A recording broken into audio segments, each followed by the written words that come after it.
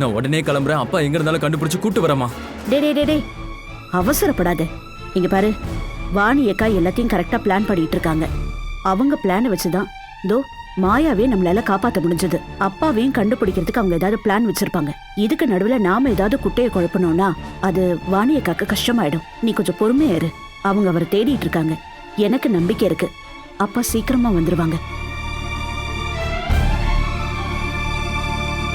நாம மட்டும் பேசிட்டு இருக்கோம், ஆனா சித்தி ரொம்ப அமைதியா இருக்காங்களே.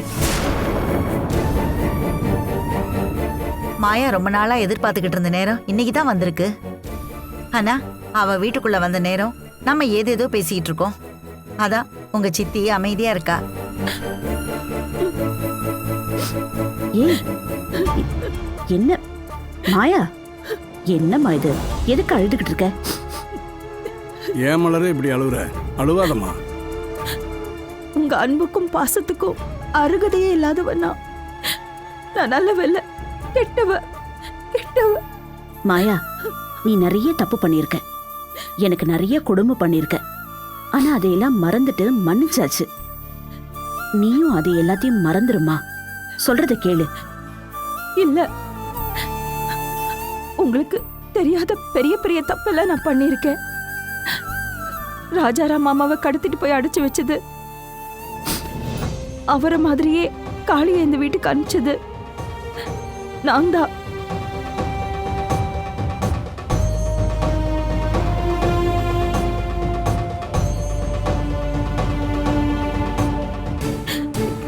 எனக்கு மன்னிப்பே கிடையாது, மன்னிப்பே கிடையாது.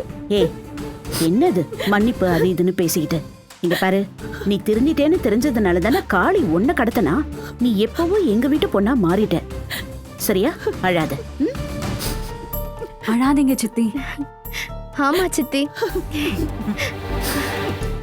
அம்மா மலரு, நாளைக்கே ஊர்ல இருந்து எல்லாத்தையும் கூப்பிட்டு வந்துடுறான். உன்னை என் பொண்ணுன்னு எல்லாருக்கும் அறிமுகப்படுத்துறேன். போதுமா? எதுக்குப்பா ஊரு? தோ இங்க நிக்கிறாங்களே, இவங்க போதும்பா. இவங்க மனசுல எனக்கு இடம் கிடைச்சிருச்சுப்பா. எனக்கு இது போதும்பா. சரிம்மா.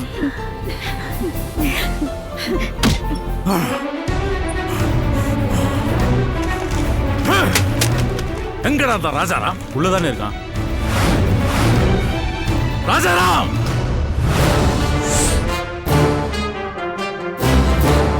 டேய் ராஜாராம்!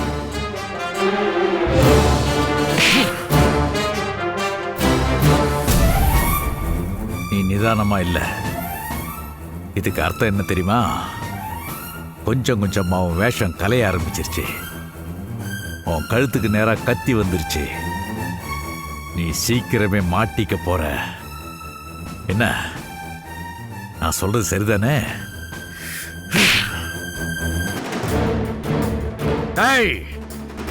என் ரமா குட்டியை போலீஸ் பிடிச்சிட்டாங்க. நான் ராஜாராம் இல்ல, காளின்னு தெரிஞ்சு போச்சு.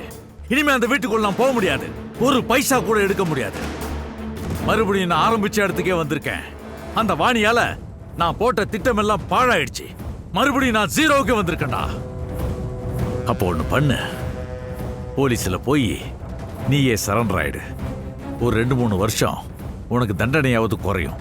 நோ நோ, இந்த காளி தோக்குற மாதிரி தான் தெரியும், ஆனா தோக்க மாட்டான். அந்த வாணி யாரா வேணா இருக்கட்டும், அதுக்கெல்லாம் பயப்படுறவன் இல்ல இந்த காளி. இந்த காளியா இல்ல இந்த வாணியான்னு பாத்துறேன். ராஜாராம், இந்த காளி இப்பதான் ஆட்டத்தை ஆரம்பிக்க போறான். பொறுத்து இருந்து பாடுறா. திருட்டு ராஸ்கல்.